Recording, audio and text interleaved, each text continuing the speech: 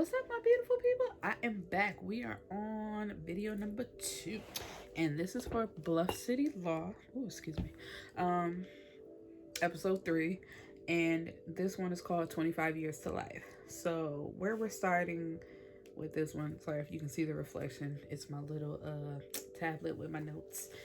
Jake is watching George Bell's confession tape, and he is describing how he killed Tess, the his student. And it's just like he's saying how he put his hands around her throat, and when he finally removed them, she was dead. So it's just like, Jake is like, what the fuck? Like, what can I do with this? You know what I mean? Like,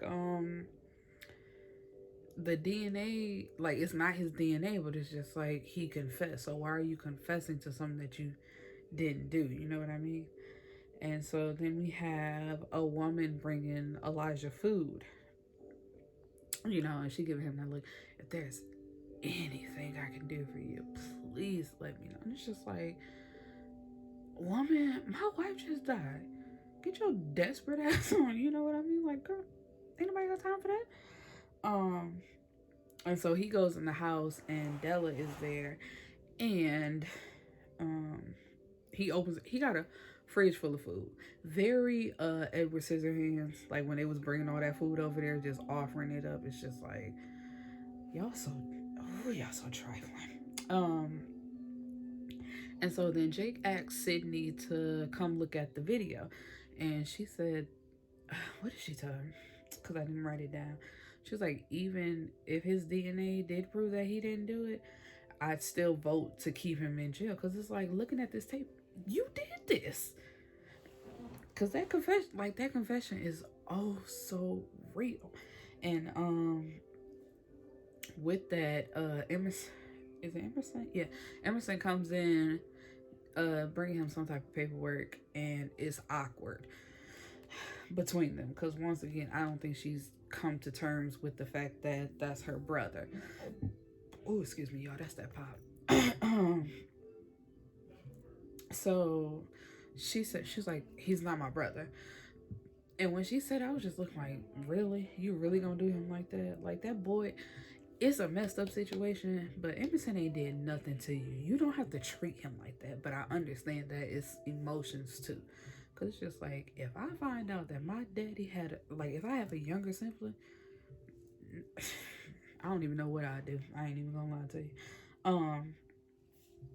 So her and Anthony's old professor shows up, and he wants them to sue an online dating company because they're making him use his real age, which is 62, but he instead of 42, he wants to identify as 42 so he can date younger women, because he's being matched with older women that isn't his style.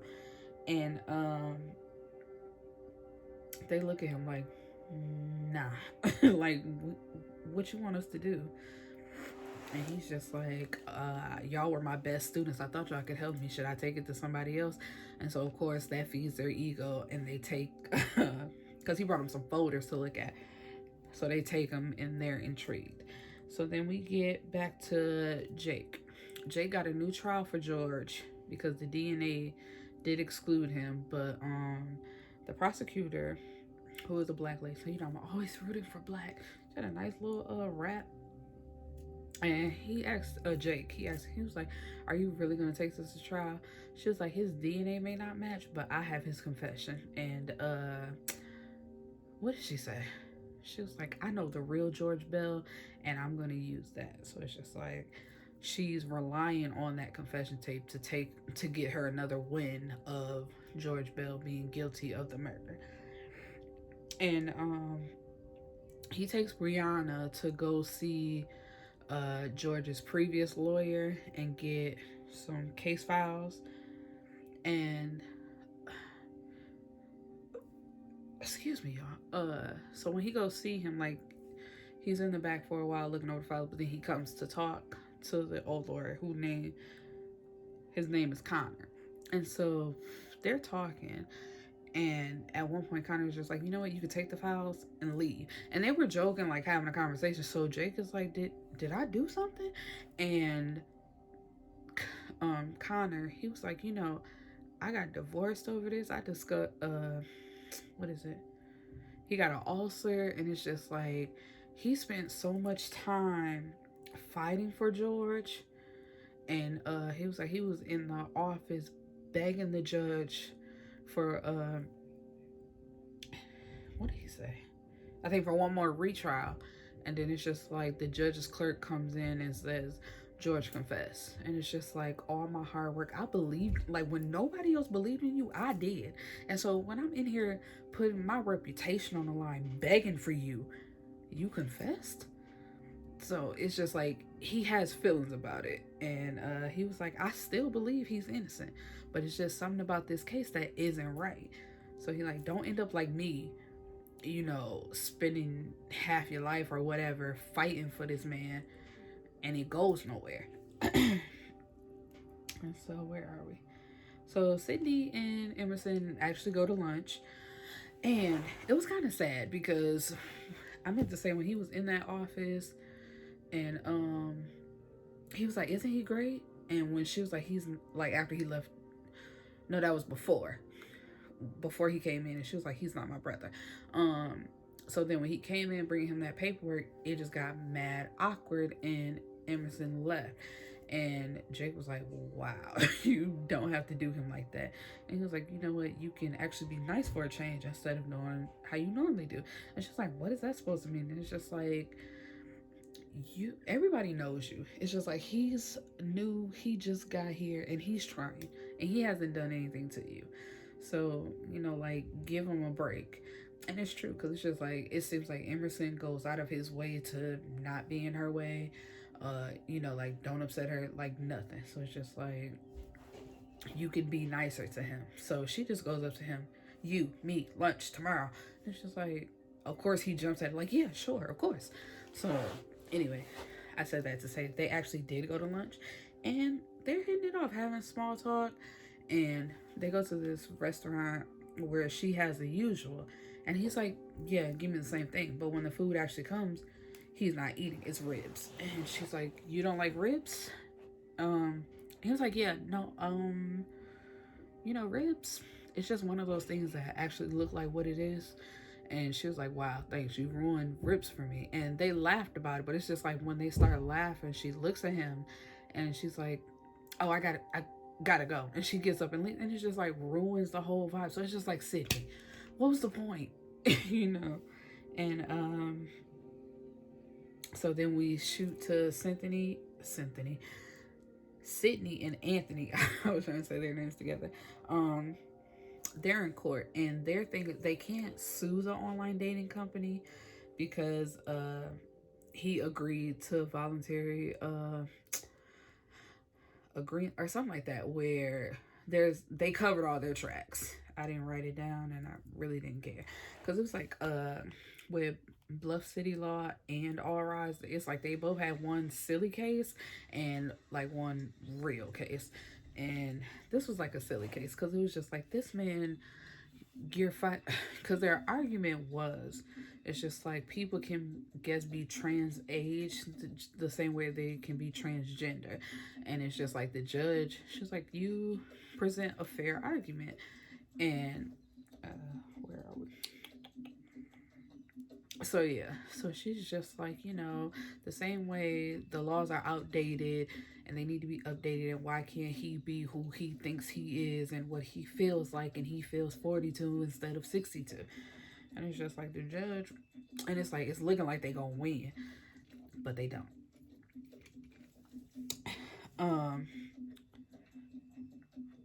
Yeah, I'm gonna just get this out the way. They don't win because the judge just said they created a strong case for actual, like, gender fluid and sexuality. Like, they presented a strong case for that. But this age thing, get that out of here. And come to find out, the professor played them. That's basically what he wanted. He was creating what was it? Because I got it, like, it's right here. that argument, he was looking for other ways to win an argument for like transgender or sexuality with I forgot the word for it, but it's a document that he's creating with his daughter, but he gave it to them under the guise of him wanting to be younger and date younger people. So, all in all, they just created a different argument for him to use. So he played them and got free advice and free argument, like all that type of stuff. Um, and real quick before I get back to Jake's case, we get to the root of her pain. Elijah is not her biological dad. Actually, Elijah met her mom when she was a baby. So it's just like when they got married, he adopted her. So when she says that Emerson is not her brother, he really isn't her brother because she's not really Elijah's child, and that hurts her. It's just like for so long this has been my dad. There's been no argument about that. It's just like this is my dad, but now he has an actual child. I can't compete with that. What am I supposed to do with that? And excuse me, where are we? So we're back to with Jake's trial. So his they debunked the two like main witnesses where her best friend at the time said something about a locker room, but come to find out that the locker room was shut down, so she never heard her friend say what she said. I forgot. But she never heard her friend say that because they were not in that location. And then there was a guy who said that she wanted to quit, but they actually brought out her diary and said that his name was Thomas. Thomas actually wanted her to quit and thinking that if she quit, she would actually go out with him. So that didn't count. But then when the mom got on the stand and she said she talked to her daughter and asked her how was she getting home from her job, and she said that George was going to drop her off, and then the mom said she never came home. So Elijah was second chair on Elijah's case, and he told him, he was like, you gain nothing from trying to go after the mom. Just let her tell her story. You don't ask her no questions. And that's exactly what he did. But who was it? Connor, the old lawyer, he came back with some paperwork and he was like, I tried to find the mom's initial statement and couldn't find it. And so Brianna was just like, if only we knew somebody that knew a cop. And Sydney was standing at the door, so she's just like, hi. And she talks to her ex-husband again. Okay, I got the rest of it. She talks to her ex-husband again, and they're trying to find the detective that talked to the mom that night. They couldn't find any. And so couldn't find, but they did find, because what did sorry, I'm so sorry. What was it? I can't remember her ex-husband's name. The ex-husband, he was like, when cars go out, they get, like, there's a file on that. So just in case if anything happens to a cop, they know exactly where to find them and where they went.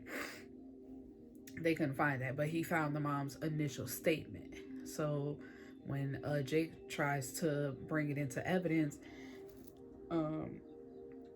excuse me, the judge calls them into his chambers, and as he's reading it, Jake is like, I can go out there and tear that mom to shreds. So we come to find out in her initial statement when she called the cops, she was drunk, but with her being drunk, she said that her daughter came home. And so George Bell did drop her off like he said he did. And it was the next morning when detectives actually showed up to give the mom a name and someone to blame. So it's just like to tell her that she didn't say what she said the night before while she was drunk. And it's just like, this is who you can blame it on. So whoever did kill Tess is still actually out there. And I think, being honest, I think it was that dude Thomas. Because it's just like, if he wanted her like that and she would not talk to him or give him anything, it's just like, wait till this man drop you off that you were supposed to be with. and you wind up dead. And it's just like, of course, I can blame it on him. And so the prosecutor, who I was so sad because she was a nice looking black lady, you know, like I said, she had a rap, she was looking good. And it's just like, I hate to see you get places, but it's just like, you lose, you know, because it's just like, this man has literally been in jail for 25 years for something that he did not do. And I forgot to say, because before when they found her initial statement, they brought her back on the stand. But before that, Jake talked, not talked to, he examined, what's his name? George. I'm gonna get it together. I promise. It's just ain't gonna be no time soon. So he was like, "Why did you confess?" Because they played the confession again. So it's just like, "Why did you confess if you didn't do it?" And he was like, "You know, I had got like my third retrial and I was convicted again, and or was it a denial? I can't remember." Like I'm drawing so many blanks. Anyway, he was just like he did it so she wouldn't have to suffer anymore. And it's just like she got fired from her job. She couldn't go shopping anywhere in the town because of course everybody looking at her like you married a murderer, so you might as well be a murderer too. So it's just like I told her I did it just so she can move on. And it's just like, you know, if I wouldn't have said anything, she would have continued to fight with me, and I didn't want or be locked up with me. He was like, and I didn't want that from her. So George gets to go home. He's free. Woo! And you know, at the end, and now we're at Elijah's house because I guess they took all the mom's clothes out and they donated them. And Elijah was asking Sydney, you know, like, do you have to leave? Do you want to have dinner? And she's like, oh no, I gotta go. And then you could tell by the look on his face, he's sad because it's just like he misses his daughter. Their relationship is just a wedge between them right now. And so she tells him the truth. She's like, he has your smile. I I don't have anything of yours. You know, just like you have a basically you have a real child now, and it's just like she doesn't know how to feel about that. And this one made me get teary. I really did get teary eyed. He was like, you know, nothing made me happier or more proud the day that I married your mom because I also signed the adoption paper. So it's just like you are my child. You're my baby. And it's just like I know the situation sucks, but we're a family. So then it ends with them in the kitchen heating up all that damn food that all them women brought over. And I heard something about a lobster something and it looked good too. That's just me being fat and hungry. I can't help it. But yeah, so they end one big happy family. Woo! And that's the end of this episode. Yeah, so bye guys.